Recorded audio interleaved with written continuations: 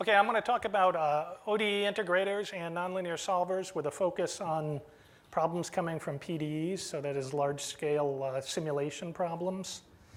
So they're very important for simulation because they're needed for almost any problem that is time-dependent. Analytic solutions are rarely of practical value except in understanding simple cases. Different problems require fundamentally different solution techniques, as you'll see later, for integrating ODEs that arise from PDEs. So it's important to have a toolbox where you can access the various different solvers. And there's a large difference in efficiency depending on the methods that you use. So you want to use methods that are much more efficient. And when we talk large order, we're talking maybe 1,000 times faster. So a very significant difference in performance time by using more efficient algorithms that are appropriate for your problem. So first, there's two main open source HPC-oriented ODE DAE packages out there available today. One is Sundials, which comes from Lawrence Livermore National Laboratories. And the other one is the tools in PETSI, which are from Argonne National Laboratory. I wanted to mention that Trilinos has some integrators, but it doesn't have anywhere near as much of a large collection and much less focus than Sundials and PETSI have in their packages. So let's first start with the general problem. This is the most general problem we're going to think about, where you have a mass matrix which may depend on the time and it may depend on the current solution, times ut plus a function which depends on time and u, and equals to another function which depends on time and u, and then you have some initial conditions, u of 0 equals g. Now, I've written it in this particular form where I haven't defined something yet. I'll define it in a few slides later. I'm calling f the stiff part of the equation, and I'll define that later, and g the non-stiff part of the equation. And you'll see later why I write it in this particular form. So the simplest example of this type of problem is a linear problem, ut minus a of u is equal to 0. So how can we solve these things numerically? Well, let's just go back to the first equation where we consider that the mass matrix is just the identity and there's no stiff portion at all. So the whole ODE is just ut equals g of u. Well, it's very simple to think about how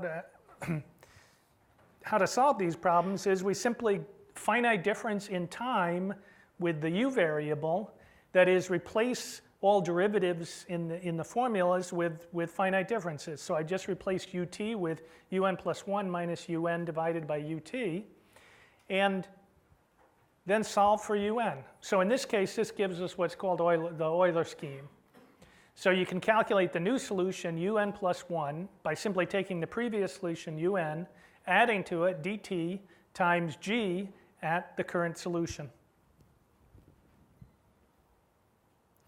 Next, what I want to do is talk about how we transition from having a PDE, a time-dependent PDE, to a time-dependent ODE, and then solve that ODE problem, because we really want to focus on ODEs that arise from PDEs. So let's look at the heat equation, ut equals uxx, with boundary conditions u at 0 is equal to u at 2 pi is equal to 0, just using 0 for boundary conditions for simplicity.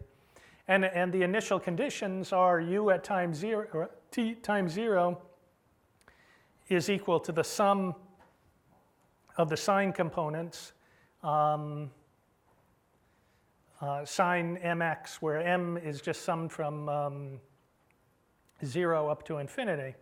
So it turns out the analytic solution is of the form below. So it's e to the minus m squared t times sine mx. And if you just plug that in, you'll see it satisfies the boundary conditions, the initial conditions, and the PDE. And the important thing to note is that e to the minus m squared t term. What that means is modes that are higher order modes. So for anything that's highly oscillatory, it decays, the solution decays very, very rapidly. So it's m squared in the exponent term there. And I'll show you an example in a slide or two about that. So what we do first is we put it in what's called semi-discrete form. So we replace the derivatives in space with finite differences. So I've just replaced the uxx there with a finite difference scheme for that. And then we move to what's called a fully discrete form with Euler's method in this particular case. So now we replace the derivatives in time with finite differences in time. And we get a formula like this. So again, un plus 1 is equal to u at n plus some formula that depends on the current solution, un. And then again, initial conditions. So I'm going to show you a solution here that consists of two sinusoidals just put on top of each other. There's a rather large sinusoidal and then a finer scale one on top of it, you can see. And then I'm just going to evolve this in time for a short time. And as expected, it becomes smooth very, very quickly. And that's because of the exponential term with minus m squared in the formula for the solution. So solution after 10 time steps when I use the Euler equation with delta t over delta x squared is equal to 0.5 looks like this. And I can confirm by comparing it to the analytic solution that it's pretty accurate. Now I run the same calculation, but instead of using a delta t over delta x squared of 0.5, I used a delta t over delta x squared of 1. And suddenly my solution looks completely different. So notice suddenly that the solution has very large values, both negative and positive, negative 600 going up to 800 when it started in the range from 0 to 1. And it's all just highly oscillatory over there. So something's really gone wrong. And the only thing that I've changed is the delta t over the delta x. The only thing I've changed is this term right here. I use a different value for delta t, and suddenly the scheme doesn't work at all. It just gives me basically garbage. So in order to understand the solution of ODEs, especially in relation to PDEs, you have to understand a little bit about what's called stability. So stability is, what you've just seen is an example of a scheme that's unstable. Stability means that the numerical scheme respects the properties of the analytic solution. So that is, if the analytic solution decays over time, you would expect the numerical scheme would decay. If it grows in a particular form, you want the numerical scheme to grow in the same way. So in order to understand stability, there's really only one thing you have to do, and it's quite simple. It's really just high school trigonometry, which is kind of cool. So we asked the question, here's our formula for the new time step from the old time step. And we asked this question, what if we put in a solution of the form sine mi times delta x? Does it shrink or grow as we integrate in time? Now we know that it's supposed to shrink based on the analytic solution. But depending on the values of delta t and delta x, it might not shrink. So all we do is we plug in this formula here, which gives us this guy, use a basic trigonometric identity for a sum of the sine of a sum and the sine of a difference. Simplify, and we get something like this. And in order for the scheme to be stable, this value here should be between 1 and negative 1. That is, we shouldn't expect any growth in the solution. So you do a little calculation with that, and you end up concluding that delta t over delta x squared has to be less than 1/2 in order for the scheme to be stable. That is, in order for the solution not to grow in time, this quantity has to be satisfied here. And this quantity is called the Courant-Friedrichs-Lewis condition for the guys who originally discovered the importance of this stability. So now we can go back to what I was talking about at the beginning when I wrote down this stiff part of the equation and the non-stiff part of the equation. So this is the best definition of stiffness that I've ever come across, is the step size needed to maintain stability of the forward Euler scheme is much smaller than that needed to represent the solution accurately. So the example that we looked at, the heat equation, based on this definition here, we conclude that it's a stiff system. And the reason is, if I just make a small perturbation on that delta t over delta x squared, I can go from having a stable scheme to an unstable scheme, even though using that values for delta t and delta x are perfectly legitimate in order to get quantitatively a good answer to the solution. So what do you do for stiff systems? Well, for stiff systems, forward schemes like forward Euler doesn't work. So we have to use a different scheme. So this is what's called the backward Euler scheme. Here, I've dropped the G term, which represents the non-stiff part, because it doesn't really matter. And what you do is, the only difference is in evaluating your function f, you evaluate u at the new time step rather than the old time step in your differencing scheme, and you still replace ut by un plus 1 minus un divided by delta t. Now it turns out if you do this, if you do the same type of analysis that I did for Euler, that is plug in the fundamental solutions of the foreign sine mi delta x, you'll see that this scheme is unconditionally stable. So it doesn't matter what delta t is or delta x is, the solution will never blow up. Now, of course, you still have to control delta t and delta x for accuracy.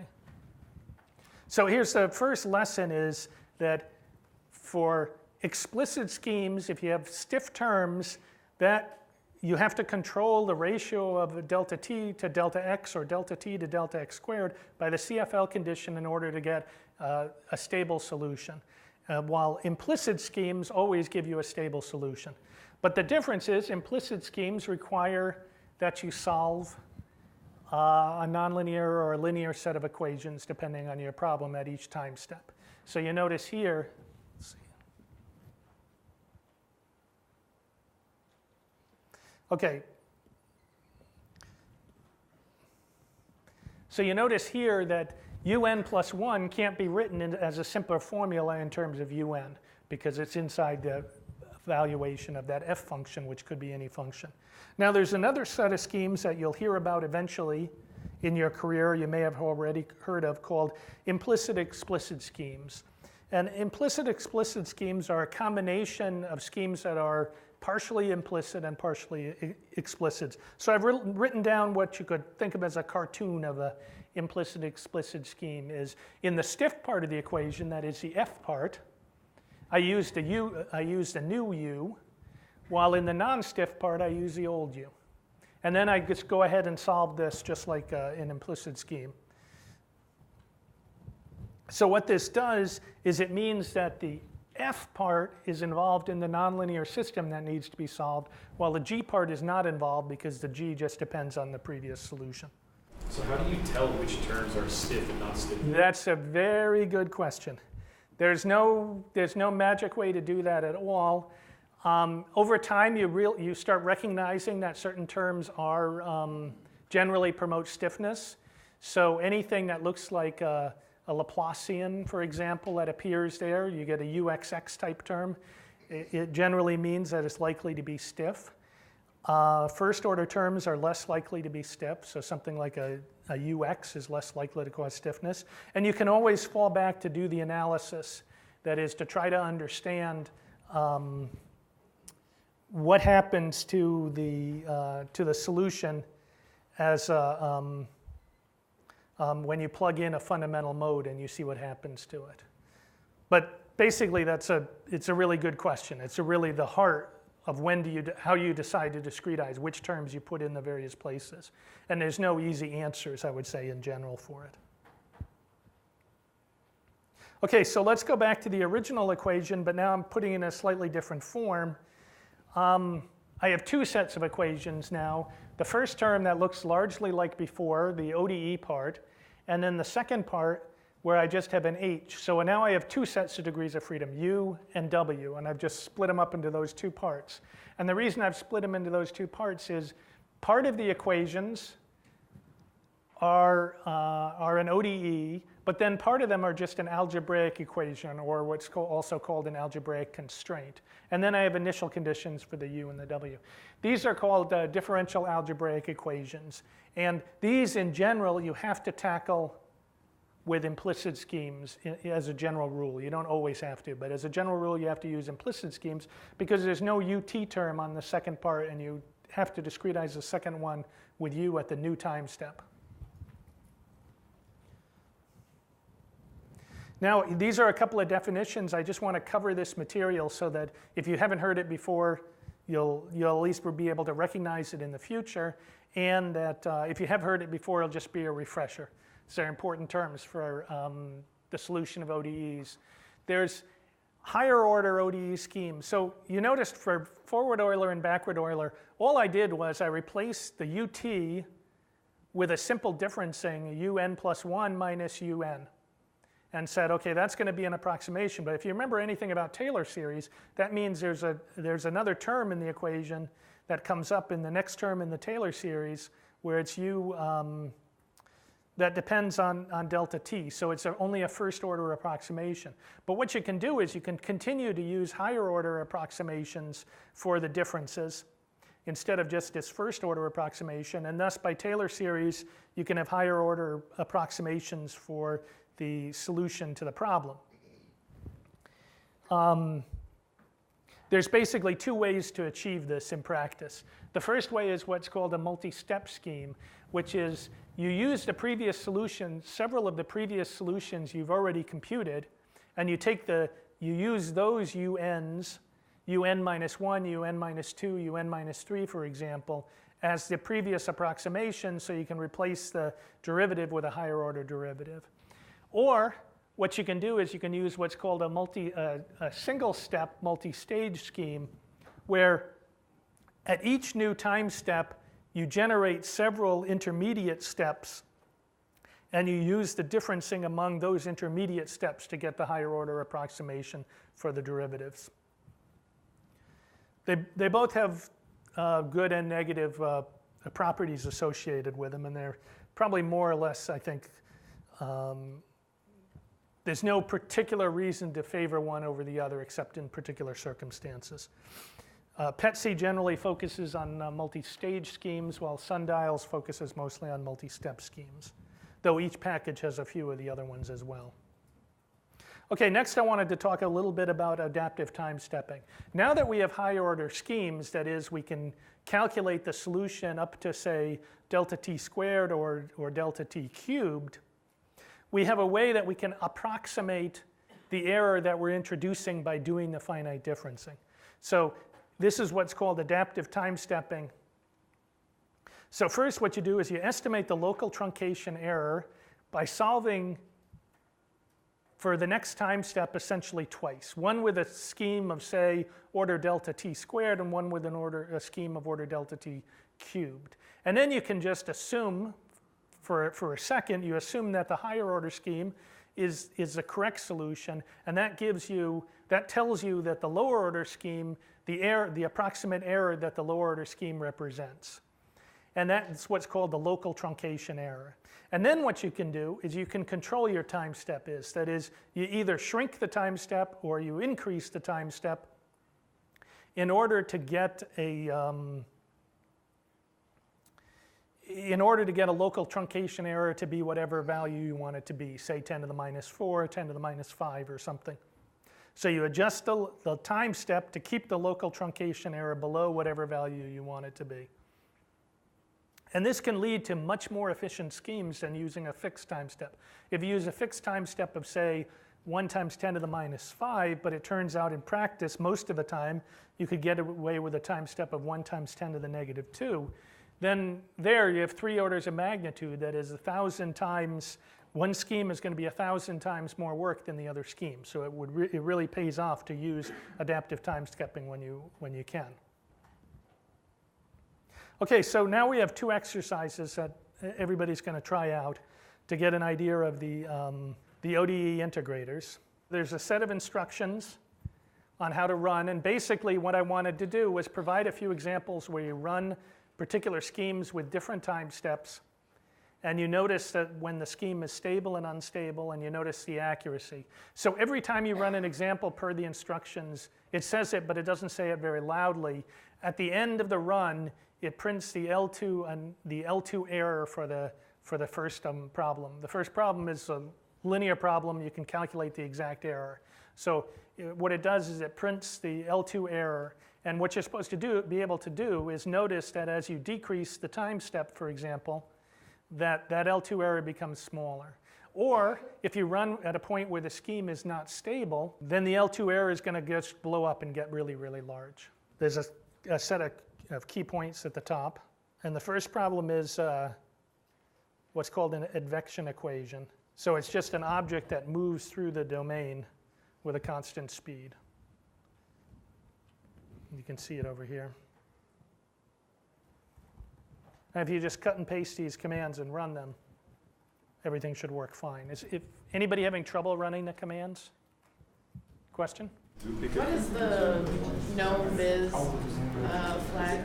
Oh, well, by default, for whatever reason, these examples are a combination of MFEM plus PETSI. And for some reason, the person who set up the examples, the MFEM portion, have decided to visualize with GLViz by default.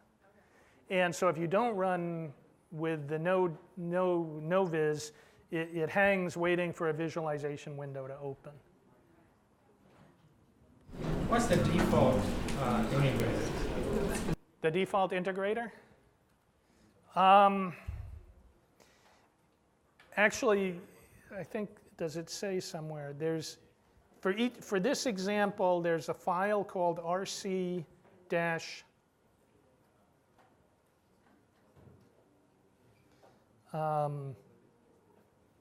there's a file called rc-advection, and that shows the default value.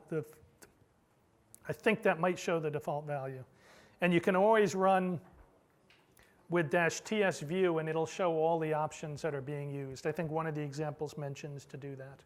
So for example, many of them mention using tsview. And then it'll show exactly the one that is being used. Okay, now as I mentioned earlier, all of the implicit methods require solving either a linear or nonlinear system, depending on whether the ODE is a linear or a nonlinear ODE. So I wanted to spend a couple of minutes just talking about how we solve those nonlinear equations. So for implicit methods, we have to solve something of the form Q of W is equal to 0, where Q is that big monstrous thing that comes from whatever differencing scheme that you're using for your ODE. So from Taylor series, we can simply write out, if we want to solve for Q of W equals 0, but we're not quite at the solution, we can use Taylor series to write Q at a nearby point is equal to Q plus the Jacobian of Q times delta W plus other terms in the series. And we want to find the delta W to force this guy to equal 0. So delta W then becomes minus JQ at W inverse times QW. And that forms one step of what's called Newton's method, which probably most of you have seen and heard of before. And to put it into a full scheme, you just start with an initial guess of W0 equal to something. Hopefully you have some vague idea of where the solution is to start with. And then this gives you the formula for updating the solution. And of course, now we have to approximate to some degree the solution of a linear system with the Jacobian, JQ. And some of the other talks this afternoon are going to focus on various aspects of solving linear systems. So that'll sort of fill in that gap there. There's two things I want you to remember about Newton's method that are both quite important. The first is what's called the quadratic convergence of Newton's method. If you start Newton's method up, what happens is, as long as you solve your linear systems accurately enough, at each iteration of Newton's method, you basically double the number of correct digits you have in your solution. So if you have 2 correct digits in your solution and you do another Newton step, you have about 4 correct digits. And then you do another step, you have about 8 correct digits. And then you do another step and you have about 16 correct digits. And then in double precision numbers, you basically run out of space. You can't get any more accurate than that because everything is, the values can't be resolved anymore. So that's what's called quadratic convergence. And it's amazing because it means that you can solve these nonlinear equations relatively quickly, as opposed to if you had simply linear convergence where you might get half a digit at each iteration or something. The other thing that's very interesting, and even you can understand quadratic convergence by simply working through the Taylor series, the next term in the Taylor series, and analyzing Newton's method and calculating the error as a function of the iteration. The other thing that's a bit more mysterious than that is what's called a grid-independent convergence.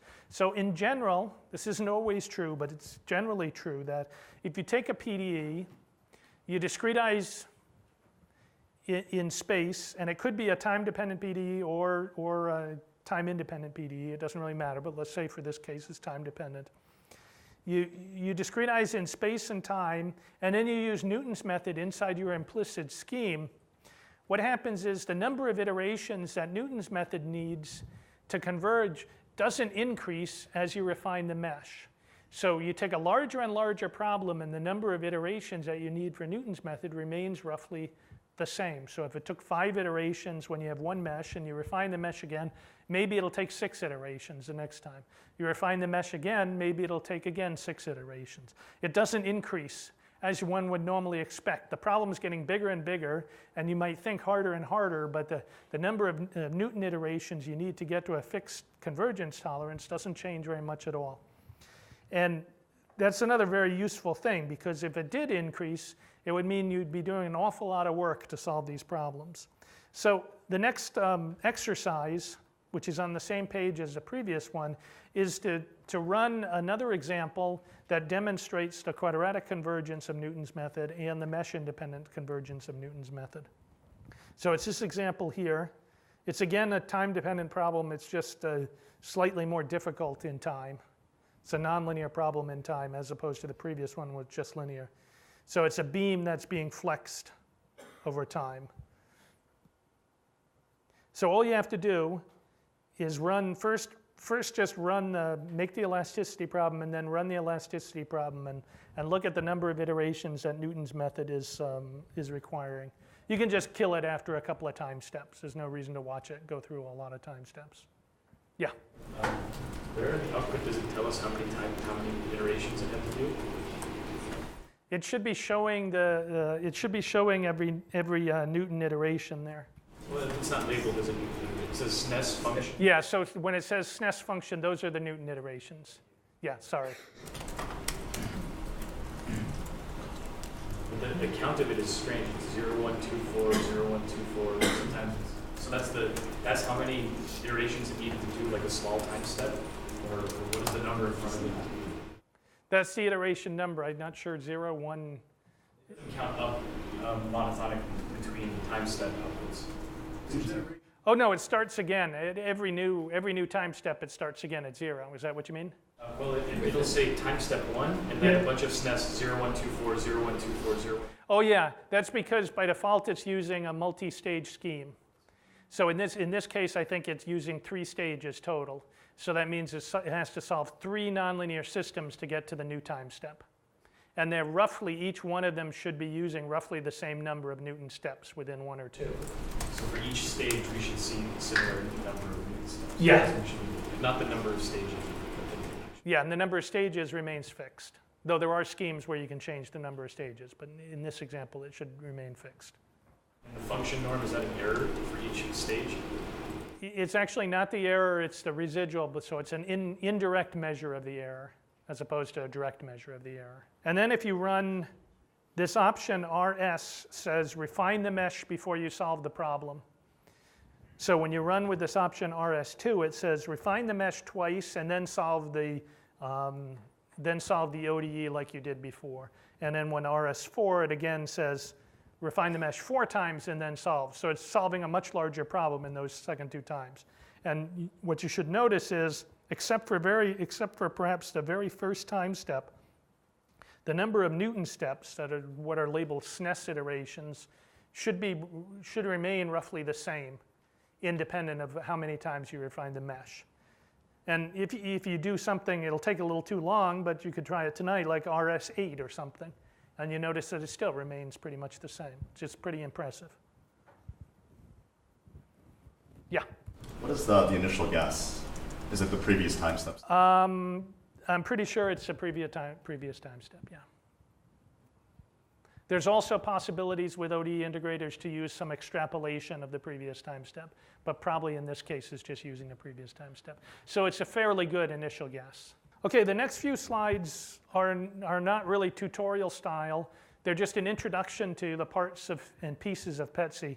And I won't go through everything in detail, but you can, of course, look at them later because you have access to these things. But PETSI Tau is an integrated package for doing large-scale algebraic systems, time integrators, and optimization with a focus on large scale. So for running on big machines with millions of unknowns or billions of unknowns. It's not intended to compete with things like MATLAB. So for smaller problems that you can run in MATLAB, we recommend using MATLAB. It's really intended for much larger problems than that. And you'll learn a little bit about Krylov subspaces in the next presentation, and something about preconditioners and multigrid the next presentation. Those are sort of the core solver portions of PETSI.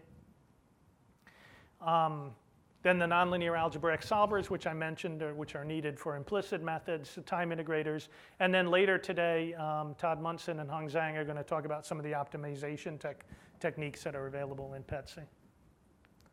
And PETSI's been used for a large variety of applications. There's some pretty pictures from various applications over there on the right. And PETSI is really a platform for experimenting and trying things out. So working on new solvers. And new solvers are almost always obtained by composing or nesting or hierarchically organizing other solvers.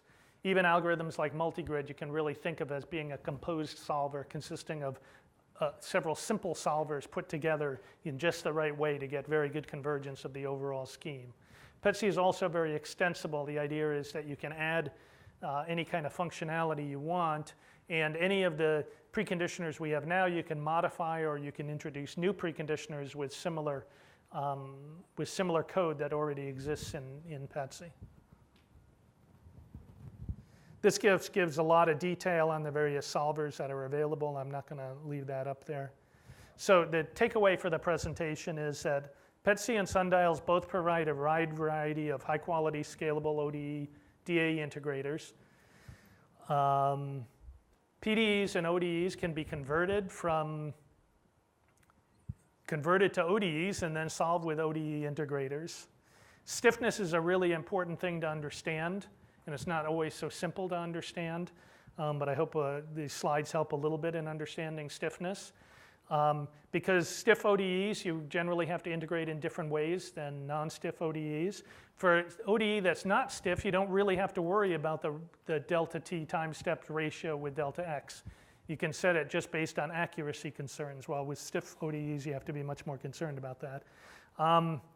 In my mind, it's much better to use a library that provides adaptive time stepping rather than just write your own backward Euler or forward Euler method, because adaptive time stepping can save you orders and orders of magnitude of time to solution by just using the appropriate time step rather than using a time step that you're guessing is good enough to get the accuracy that you want. Yeah. So years ago, I think I had a problem, ODE problem, and I have ODE, and I want to solve the problem by approximating the solution in terms of finite terms of, well, it's a Taylor expansion also. Is there a way to get like an analytic form of the solution? Like getting the coefficient of the Taylor expansion of the solution? Well, like I said at the beginning, in general, analytic solution, for real problems that people want to solve, it's very difficult to get analytic solutions. Sometimes you can get analytic solutions for sort of problems nearby your solution, and that can give you some general idea of how your solutions are going to behave, but it won't give you the numerics that you need. So generally for real problems, you just have to use numerical techniques.